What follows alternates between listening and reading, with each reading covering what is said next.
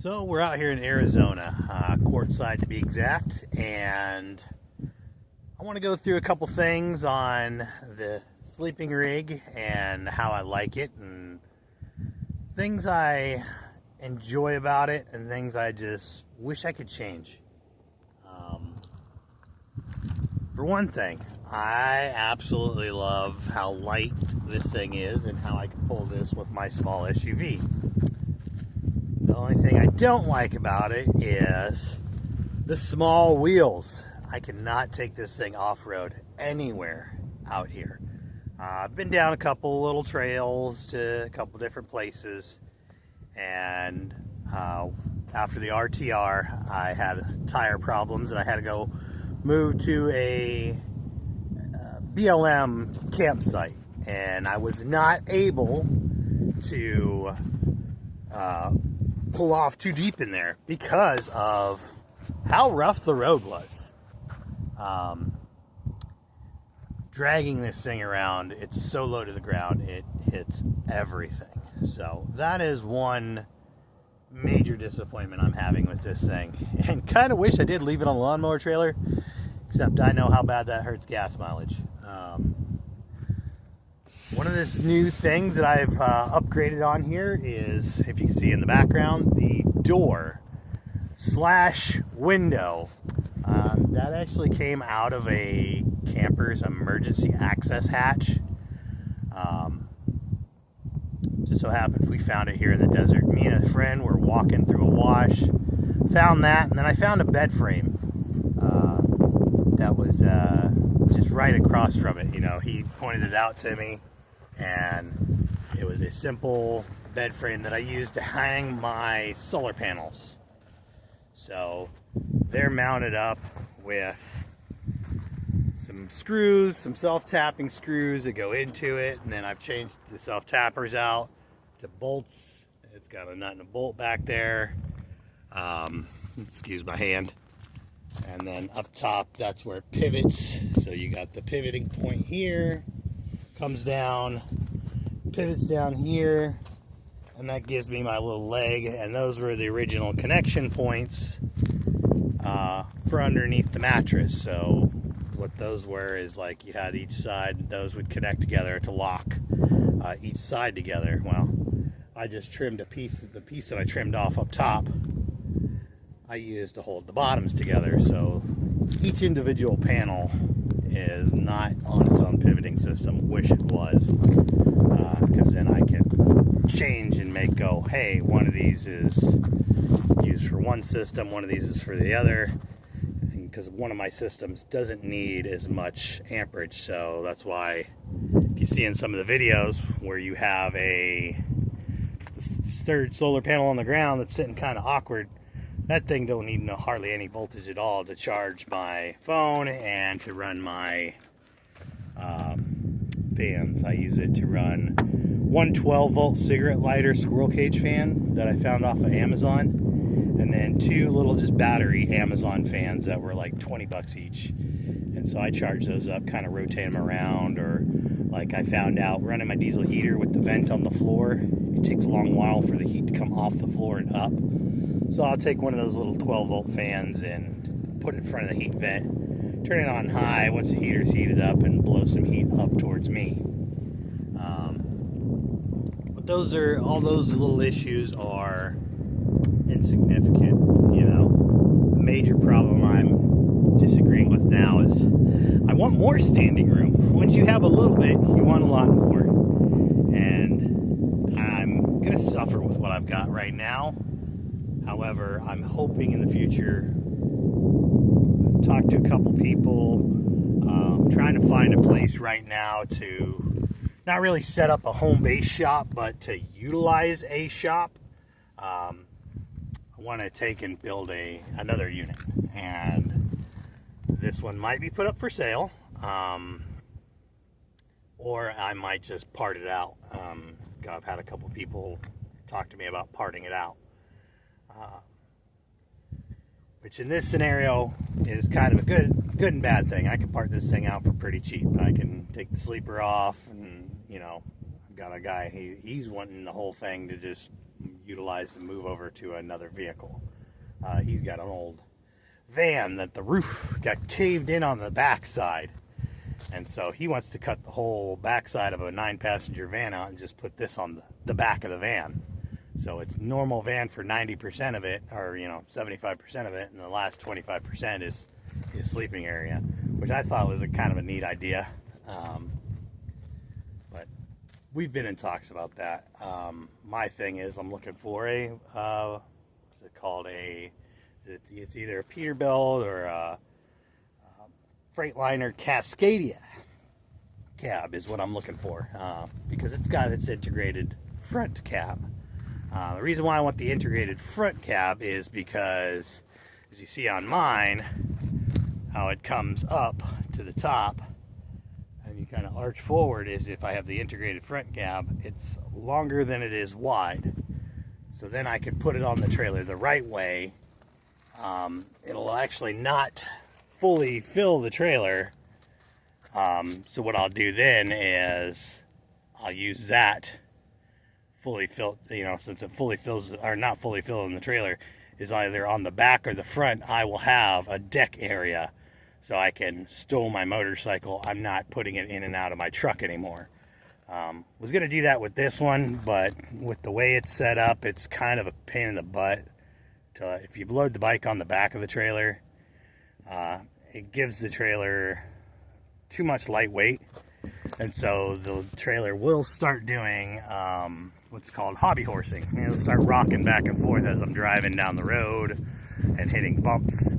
So I'm kind of disagreeing with doing the rear mounted bike rack. Things I'm loving about this thing though is being out here in the desert. Everybody's like, oh, it must be hot in the inside, and actually they did pretty well from the factory. It does have decent insulation. It's not the greatest, so I am having a problem. Peak of the sunny day, noon, 1 o'clock, it starts to get warm in there, but if you open up all the little vents and windows, you'll stay cool enough where it's comfortable. That's my problem, is I want something a little bit more stealthy, but when you're doing builds like this, I don't think I'm going to be very stealthy anymore. So I'm just going to have to kind of be what I like to call the obvious stealthy, which is just do it in kind of a shady manner and try to be, try to show up, get into it, not be too conspicuous. But with this thing, it sticks out like a sore thumb.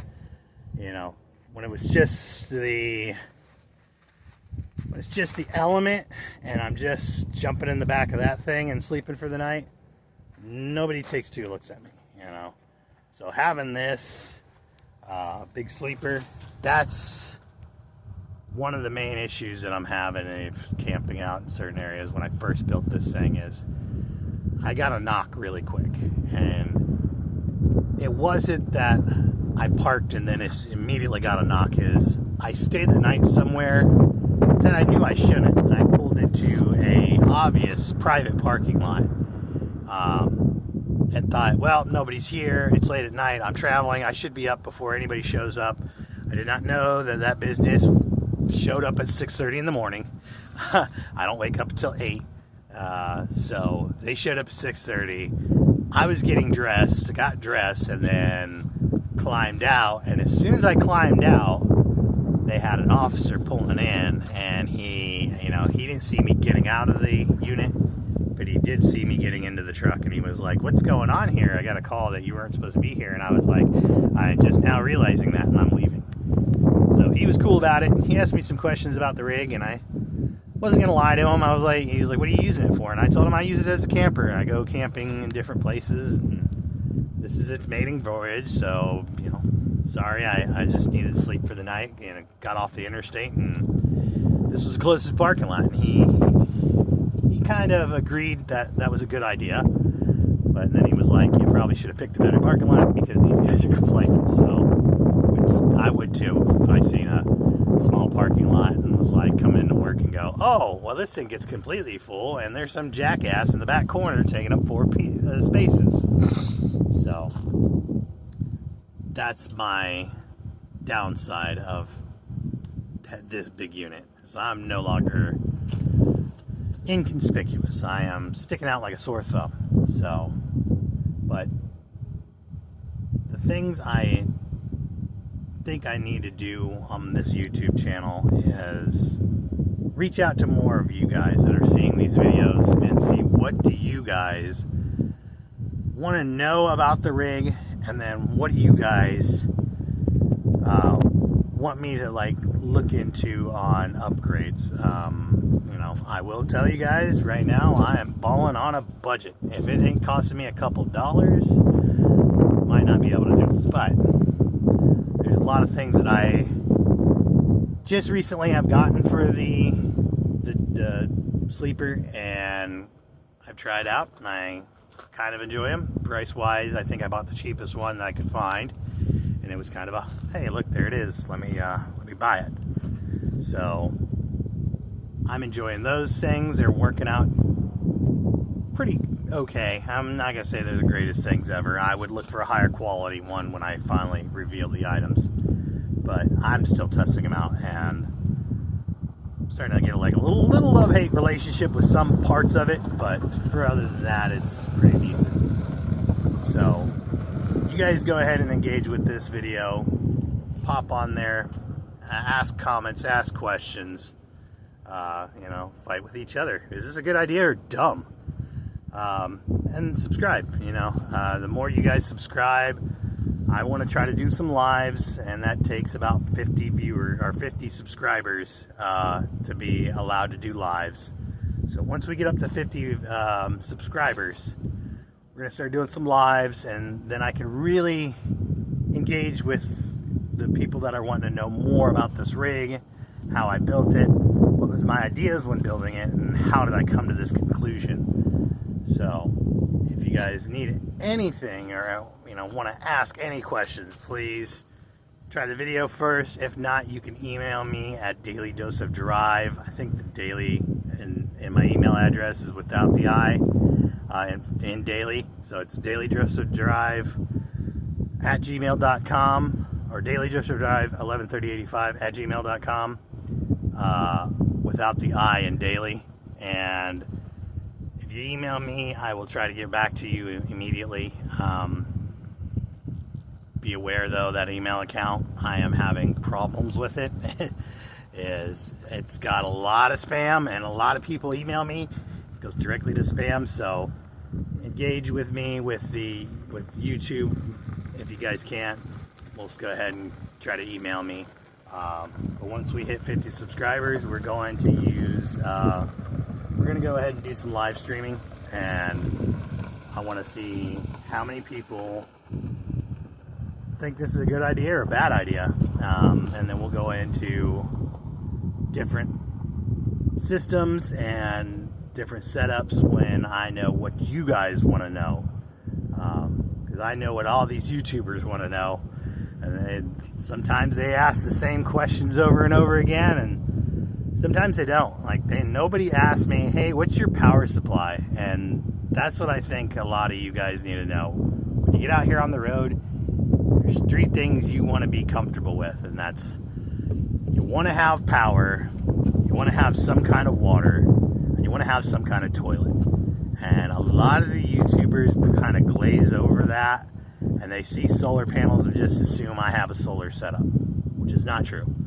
I use what I like to call the generator box, which is just an EcoFlow Delta 2 and my solar panels, but we'll go into that when I can do some lives, and we'll also go into how I do cooking. I want to do some not too big cooking things, but I want to do some, set my camera up and then do some live stream cooking things where I show you how I cook when I'm out here in the desert or I'm out camping. I think a lot of people enjoy seeing how other people cook, and I will tell you, I am a simple chef. I don't do anything super extravagant, but Might give you an idea if you end up in the situation that some of us end up being in, where we're stuck in our cars and we technically don't have a home. So on this, I'm going to end this video here and go ahead and upload this to YouTube. And you guys have a great afternoon and a good day, and hopefully we'll get our 50 subscribers very shortly and get on to some live streams. So on that note, have a good one, and we'll see you in the next video.